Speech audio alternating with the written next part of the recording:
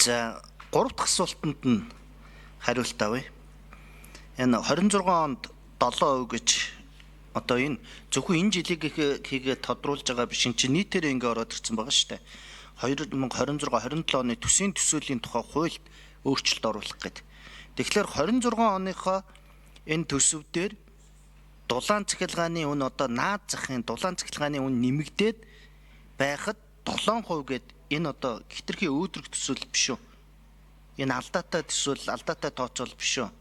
Энэ дээр тэр дулааныхаа үнийг, бохирынхаа үнийг, цэврийнхээ үнийг, ард иргэдийнхээ энэ яг нөгөө хэрэглээний үнийг өсөлтөөс болж байгаа энэ шалтгаанаа ер нь оруулж тооцсноо. Суур үн хөдлөх гэдэг, суур үн хөдлөхөөр бүх юм дагаж өснө гэдэг. За хэн хариулах вэ? Дөрөв хариул. Ер нь бол одоо төсвийн өрөөний мэдээлэл эдийн засгийн хөгжлийн яам хариуцж боловсруулж байгаа шүү дээ. За 4. Баясгалан гишүүний асуултанд нэмэлтээр хариулъя. Түрүүнд дурдсан энэ инфляцийн түвшинд бол биднес макро эдийн засгийн голлох үзүүлэлт учраас ер нь ийм байна гэдгээс гадна засгийн газар өөрсдөө үйл ажиллагаа хэрэгжүүлж байгаа хуулийн хэрэгжилтийг хангаж байгаа гол байгууллагын хувьд бас зорилттой түвшин гэдгээр гаргаж явж байгаа. Хөндлөнгийн байгууллагууд одоо олон улсын валютын сан гэдэг ч юм уу эсвэл тэр төсвийн тогтвортой байдлын зөвлөлөөс хийж байгаа тооцоолууд бол таамаглал тооцоолууд байгаа.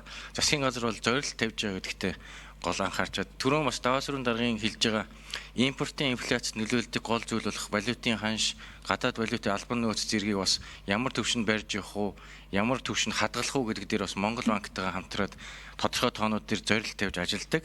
Энэ хүрээндээ бас биднээсийн зорилттой тоо гэж голон ойлгож байгаа. Түрүүчийн дурдсан дулааны тариф нэмэгдэх одоо хуулийн үйлчлэлийг хойшлуулсантай холбоотой нэмэлт одоо нөлөөллүүдийг бас тооцож байгаа. Түрүүнд дурдсан 430 барааны бүрэлдэхүүн